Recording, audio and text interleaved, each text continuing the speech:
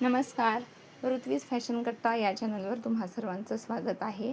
तर design blouse अर्ध्या तासात पूर्ण शिवून होईल यासाठी मी काही गोष्टी सांगितलेल्या आहेत, त्या फॉलो करा. नक्कीच तुमचा वेळ वाचेल आणि तुम्ही ब्लाऊज पटकन शिवून तयार कराल. तर त्यासाठी काय लागणार आहे, आपण जे वेगवेगळे पार्ट असतात ते कटिंग करून ठेवायचे आहेत त्याप्रमाणे, तर आपला ब्लाऊज लवकर शिवून तयार होईल.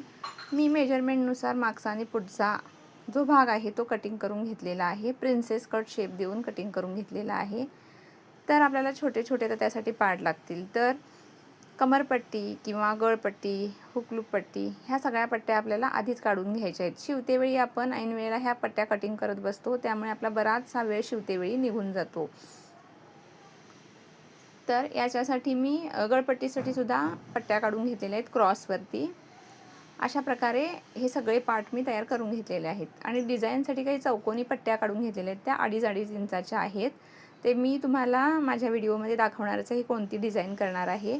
नेहमीप्रमाणे आपण काठपदर लावून काठाचा ब्लाऊज शिवणार आहोत, तर ते याच्यात काहीतरी वेगळं करून हा ब्लाऊज शिवण्याचा प्रयत्न आहे.